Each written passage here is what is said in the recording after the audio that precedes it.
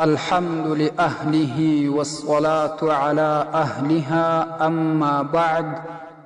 معززو ایوی خور پختنه کړې ده چې آیا یو زنانه خپل نارینه استاز ته سلام کولی شي او کنه؟ الجواب وبالله التوفیق. محترم خور، و زنانه ته جایز نه ده چې پردیو خلکو ته سلام وکوي، هغه که استاز وي که بل څوک وي، هغه که په درسګاه کې وي که په ټلیفون کې وي که په بله موقع وي. امام ابن عابدین الشامی رحمه الله په رد المحتار کې لیکي: واذا سلمت المرأة الاجنبیة على رجل، کچیری یو پردی ښځه یو نارینه ته سلام وکوي، ان كانت عجوزا رد الرجل عليها السلام، که دغه زنانه چې دا سلام یې اچولی دا سپین سرې وي، نو هغه نارینه به د دې جواب ورکړي، د سلام جواب، خو داسې اواز باندې چې هغه ښځه یې واوري. و ان كانت شابة، که چیرې دغه ښځې و سړي ته سلام وکړي او دا ښځه د پاخه عمر والا وه یا ځوانه وه، رد علیها فی نفسه، دغه سړي ته بیا په زوره جواب ورکول جایز نه دي، بلکې جواب دې ورکړي خو پټ، په هغه ښځې د خپل اواز نه اوري. وکذا الرجل، دغه رقم نارینه، اذا سلم علی امرأة اجنبیه، که چیرې یو رجل و ښځې ته سلام وکړي، هغه ښځه پردی وي،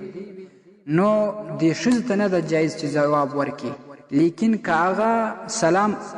کوونکی سپین ږیری وي نو بیا به دا ښځه جواب ورکړي. که چیرې هغه د پاخه عمر والا وي یا ځوان وي، دې ښځې ته نه ده جایز چې جواب ورکړي، داسې جواب دې ورکړي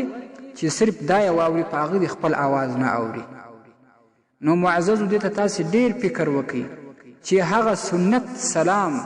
چې د ښځې نه دی جایز چې د خپل آواز واوري په بل چا باندې، او یا و بل چاته جواب ورکړي، او ګورئ دلته چې دا جواب ورکول خو واجب دی، واجب ادا سوله، خو په داسې آواز باندې چې هغه نه واورېدی، پټ په پټه به جواب ورکړي. نو دغه رقم اوس بغیر د سلامه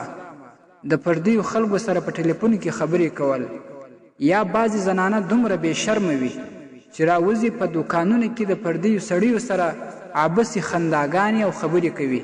یا دومره سپین سترګې خلک وي چې په دوکانونو کې د پردیو زنانو سره خبرې او مجلسونه او خنداګانې کوي.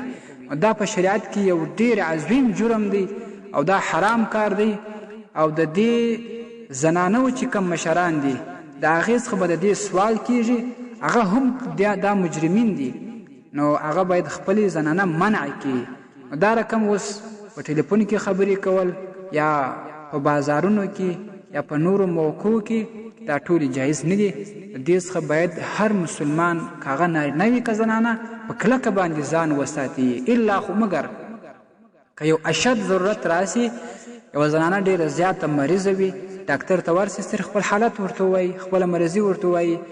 یا یو بل داسې مشکل پیښ شي چې د هغه څخه چاره نه وي، هغه معاف دی په شریعت کې، خو بغیر د ضرورت د یو چا سره خبرې مجلس دا وها